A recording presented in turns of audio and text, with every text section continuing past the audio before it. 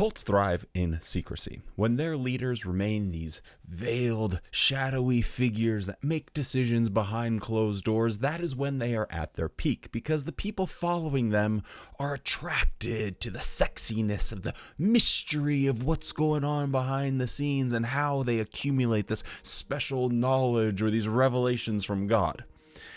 Now, when a cult leader makes the mistake of stepping in front of the lights and the camera and the microphone and expressing to the world their lack of fecundity and their inability to have rigorous intellectual thoughts, it is really, really funny. And today we have a prime example of one Stephen Lett, and he is going to give us a talk about how powerful God is.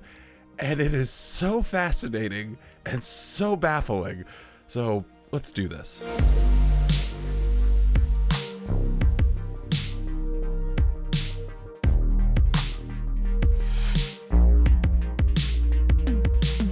Hello and welcome back to the JW Thoughts channel. My name is Wally, and today we are looking at a talk from the 2025 annual meeting of Jehovah's Witnesses. Quickly before we get into it, don't forget to drop a like on the video. It helps get out to more people on YouTube, and it only takes a half a second. I'll give you a chance to do it now.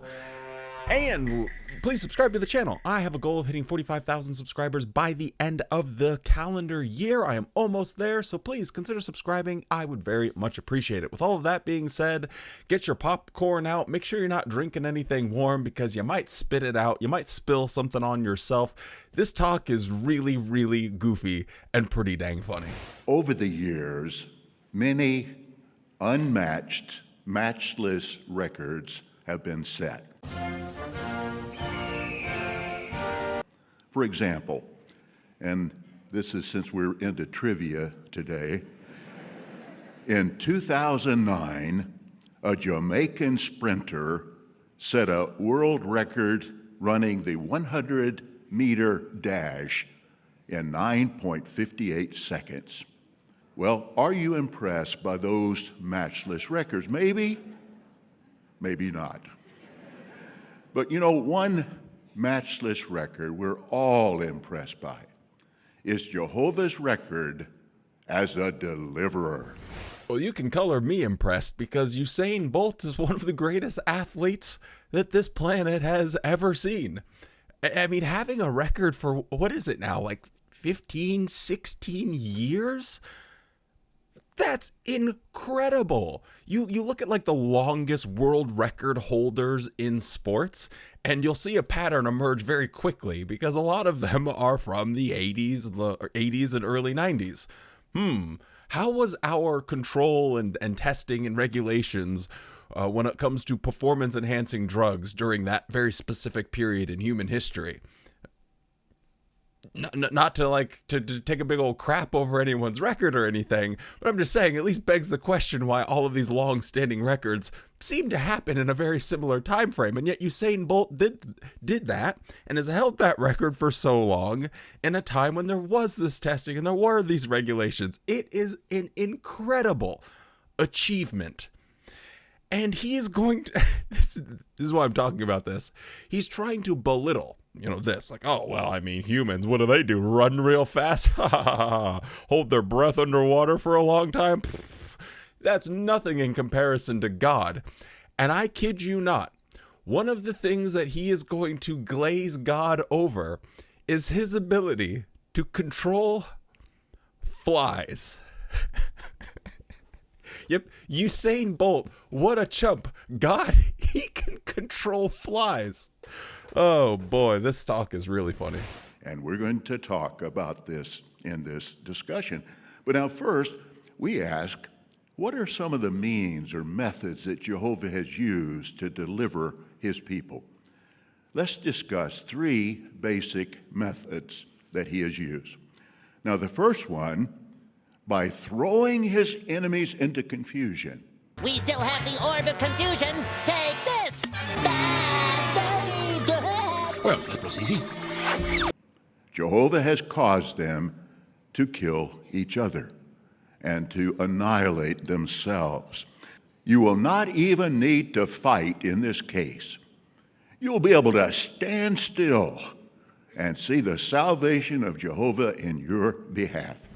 So the master of time and space that can literally do anything that your little reptilian brain might be able to come up with in the deepest recesses of your imagination and your cannabis-soaked brain. No matter what you can think of, this God can accomplish it. And so what does he choose to do? Uses the old orb of confusion on people. Well, boy, howdy. I guess maybe that explains why the governing body seems to flip-flop on their policies or the changes that they make to the doctrine don't make any logical sense. Maybe God's using the orb of confusion on them. Heck, maybe he's using it on American politics right now. I, for the life of me, cannot understand how you have this blatant, obvious thing happening right in front of everyone's faces where a tiny minority of people are gaining so much wealth and control of everything. And what do normal, average, regular people do? They go and point fingers at other normal, average people. It's like maybe God's using the orb of confusion on us all, and that is really the explainer of all of the chaos that we find in the world. But I just find it hilarious that of all of the things that he wants to point to, God can throw people into confusion. Stephen, we can do that on our own. We don't need any help with that. But then, stunningly, Jehovah directs that the Levite singers march in front of the army, singing songs of praise to Jehovah. Now, that is a very strange battle formation, isn't it, if you think about it? In fact, from a human perspective, it would be suicidal formation. I literally laughed so hard I had to get up and take a quick walk. This was one of the funniest things that I've ever heard. This governing goofball just is shocked, and his mind is just blown out of the water at the concept that there could be these priests singing and dancing as they're going into war. I mean, can you imagine that? Can you imagine how psychotic and rare of an event this is? Only by Jehovah's power has anyone in the history of the world ever used song and dance. Have you ever read a book? Have you ever looked at history? Anything at all?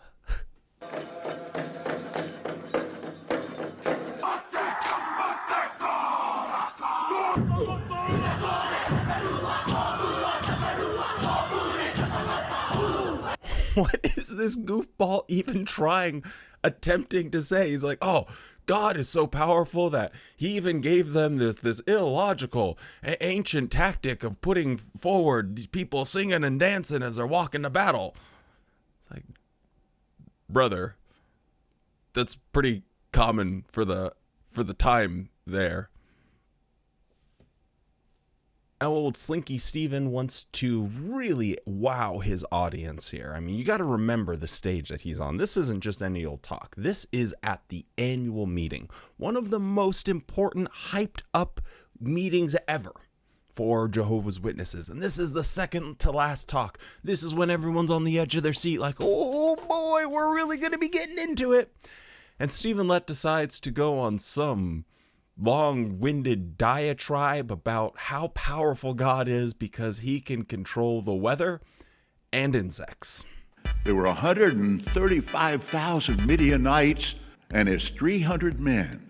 The calmness of the night is shattered when they blow their horns. The large water jars containing bright torches, pandemonium. These huge swarms of big, likely biting, blood-sucking horse. I am going to send the gadfly. Fill your houses, they'll cover the ground, they'll be everywhere. Amazing control of insects over water, sunlight, weather, disease, animals, and much more. All of this is just so boring. Use some imagination.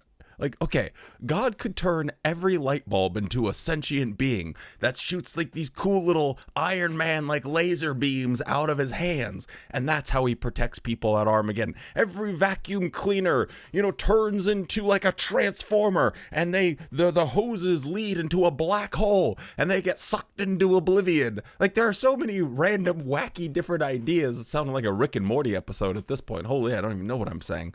And like all of these options, and he's like, oh, but guys, this would be so cool if God could control flies. The crowd goes silent. What are you talking about, you doddering old man?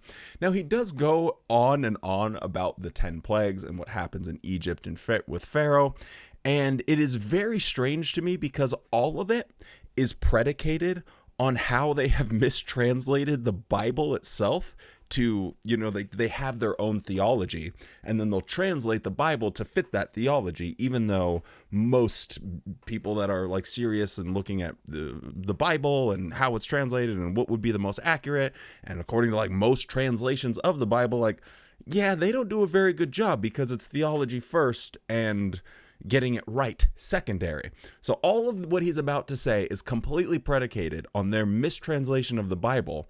And he goes on a comedy routine about it when he is the actual joke here. But after these 10 plagues, finally, stubborn Pharaoh lets the Israelites go.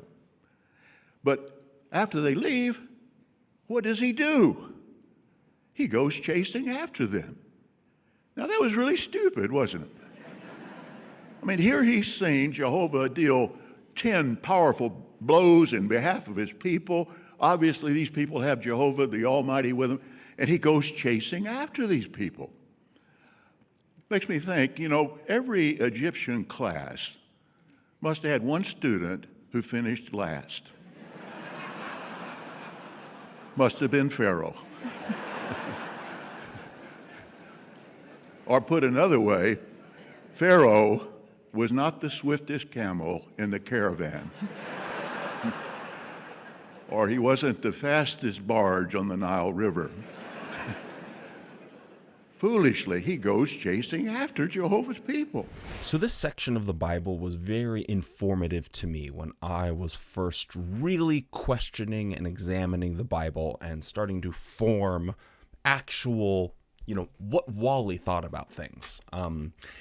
And something that really stood out to me was how they had translated the section of the Bible in Exodus, because I was comparing it to other translations, and I noticed something very glaringly obvious, that the New World Translation made it seem as if Pharaoh was the one that was unwilling to let the Israelites go. And yet there's some very subtle little translation shenanigans that happen that made me think that way, when in reality it was God who was using Pharaoh like a little fleshlight and just forcing him to not let Israel go. I guess I can just like talk about it real briefly. We won't get like too far deep into the weeds or anything. But it starts really in Exodus chapter 7. And he's just like talking about how, like, what it's going to look like going forward. And in verse 3 it says, "As for me, I shall let Pharaoh's heart become obstinate." That's God speaking. "I shall certainly multiply my signs and my miracles in the land of Egypt." And in the old 1984 edition, there is a footnote that does get the translation correct, where it says, "I shall make Pharaoh's heart obstinate." So there's a big theological difference between God making Pharaoh's heart hard or obstinate, or God allowing Pharaoh to make his own heart hard or obstinate. And as you read through the account, you'll see time and again that Pharaoh's like, I've had enough. The frogs, the blood in the water, the flies, this all super sucks. I want to get rid of these people. These guys are a pain in my butt. And he wants to let them go. And yet God is the one that puts it into Pharaoh's heart to become obstinate. And then if my memory serves correctly, Yeah, in chapter 9, verse 15, there's an even better insight. It says, "For by now I could have thrust my hand out that I might strike you and your people with pestilence, that you might be effaced from the earth. But in fact, for this cause I have kept you in existence, for the sake of showing you my power, and in order to have my name declared in all the earth." So God was keeping Pharaoh around to stroke his own ego, to demonstrate his power. Pharaoh did not want to keep the Israelites there. He wanted to let them go. But because God wanted to demonstrate just how powerful he was, the Lord of the Flies, he kept Pharaoh and was changing his mind for him. And so for this whole comedy routine of like, man, Pharaoh, he must have been so stupid. He was at the bottom of his class. Every class has one. Maybe that was you, Stephen Lett. You guys are the ones that changed the Bible to fit this narrative. And now you are trying to like make fun of this narrative that you've created. Like, oh man, he was so stupid. No, you guys are the stupid ones, because this is a blatant theological mistranslation. You have changed the words of God's holy book to fit what you think.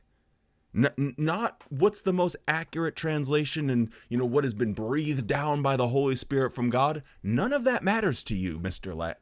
You only care about your own perception of what the book should say.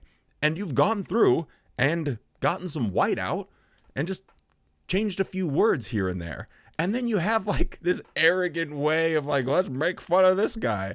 Like, what a clown. Can you imagine? Well, to slow him down, Jehovah uses a pillar of cloud. Jehovah parts the Red Sea to make an exit route for his people. Then again, to slow down Pharaoh and his army, Jehovah plucks off the wheels of their chariots.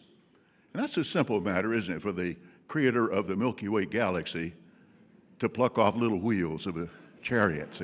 So he slows him down. By this time, Jehovah's people have exited safely the seabed. Jehovah closes the Red Sea, bringing Pharaoh and his puny army into a watery grave. And I don't want to beat this drum too much, but for me, it was very important for me. So I do want to just keep yapping about it.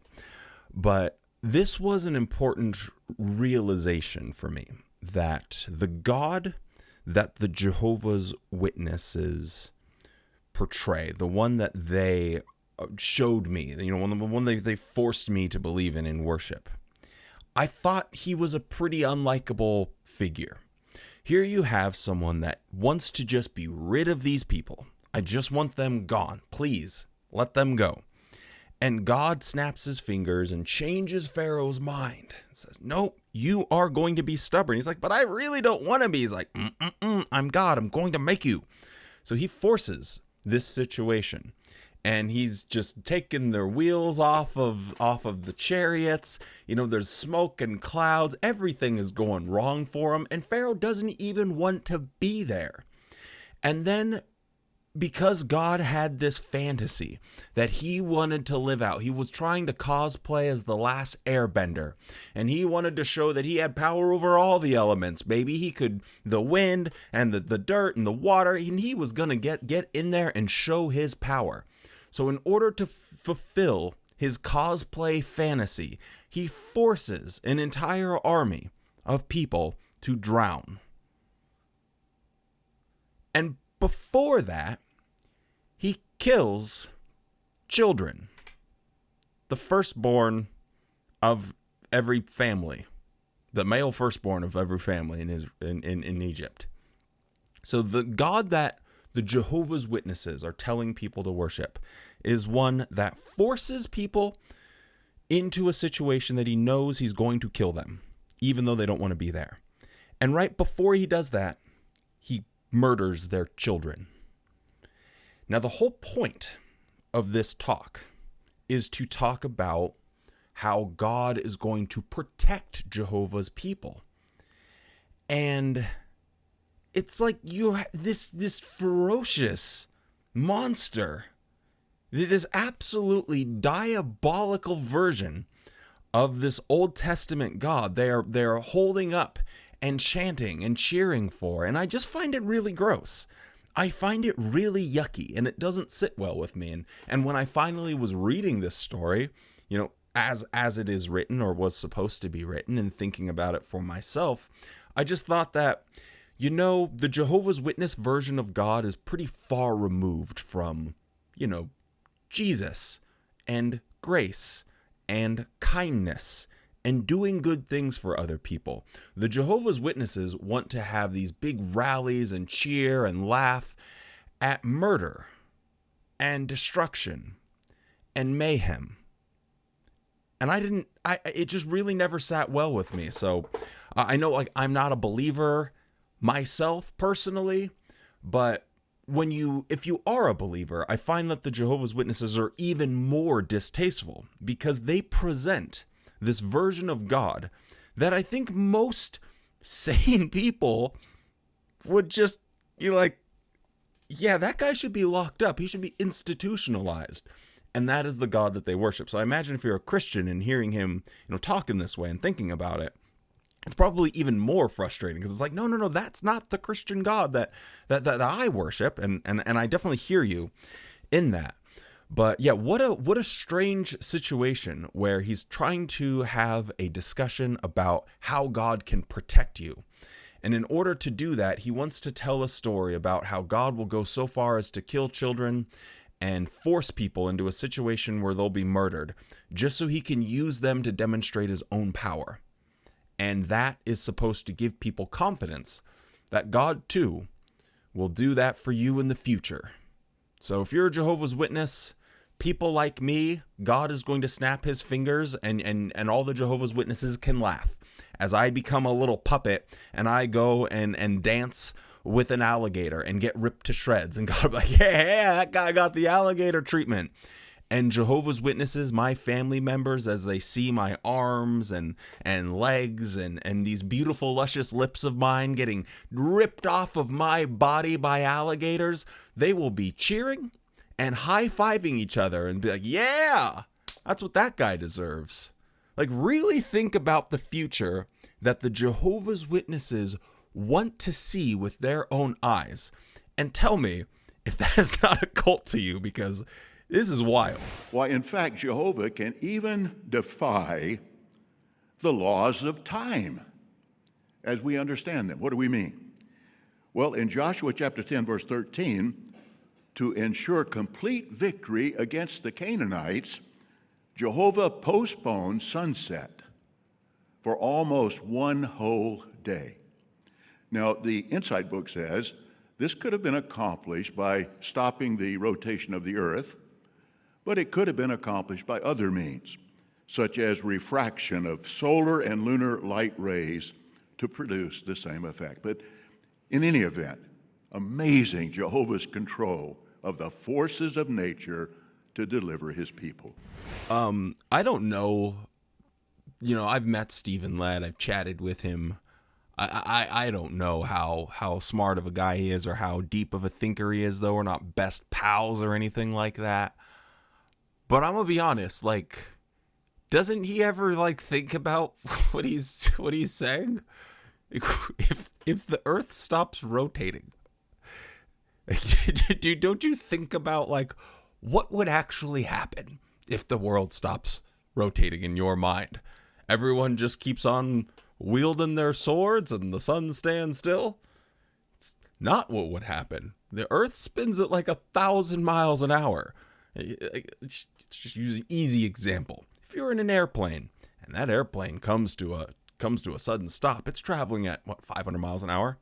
You are no longer in that airplane, or what's left of you is no longer in that airplane because you'll be jettisoned, and everyone would just go flying eastward. If the planet just stopped, because we're all moving at 1,000 miles an hour. You know what else is moving that fast? The atmosphere. Boy, howdy, a hurricane with over 100-mile-an-hour winds? You've seen that destruction? 10x that. 10x hurricane winds. You have 1,000-mile-an-hour winds that would probably rip the skin off of of your body, even if you had anchored yourself sufficiently to the ground. Like, what are you talking about? The water? Do you understand centrifugal force there, bud? Like, the water's going to redistribute towards the poles because I ain't spinning anymore. It's just how, physics works. What's going to happen to all that water when it's making its way to the poles? The dynamo effect. The thing that protects us against the evil sun and protects us against that radiation. Yeah, it has to do with the Earth spinning and being protected by this magnetic shield. And if we didn't have that, we'd have a lot of problems. So everyone's going to be just completely blasted. So what he's saying, in effect, though, is, well, God can do anything. Like, clearly he's not going to try and explain all of these actual physics issues because he's God. He can just do anything. And if we're at the point where we're just saying magic, God is magic, anything you can think of, he can do. And then now you're just limiting the discussion to the most boring possible things ever. Oh, God's so powerful, he can make the sun just appear to stop moving. That is so unbelievably boring. Like, my imagination could come up with some pretty cool stuff that God could do to accomplish his will. But no, the sun stands still and he does it with magic. Anyway, I don't want to have this talk go on and on and on forever, but probably the thing that was the most funny and slightly disturbing was the next thing that he brought up. How many angels are there? Well, Revelation 5:11 speaks of myriads, or the footnote, literally, tens of thousands times tens of thousands. So that's saying hundreds of millions. Now, for there to be hundreds, plural, of millions, that would be a minimum of 200 million, wouldn't it? How powerful are the angels? Well, 2 Kings 19:35, one angel, in order to deliver the Israelites from the Assyrians who were threatening them, one angel killed 185,000 Assyrian soldiers in one night. And we've mentioned we don't know if the angel worked all night. We don't know what time he got home. But within a night, he killed 185,000. But now here's a brain exercise. How many humans could 200 million angels kill in one night using that same rate of kill? What's 200 million times 185,000? Who could give me that figure right quick? Well, you definitely need a calculator. It figures out to 37 trillion. Now that's 4,500 times the total population of the earth today. These angels certainly can accomplish Jehovah's will in the way he wants it to happen. This deranged, delusional dickhead is trying to calculate the kill rate of angels. And don't forget that he thinks he will be an angel in the very near future.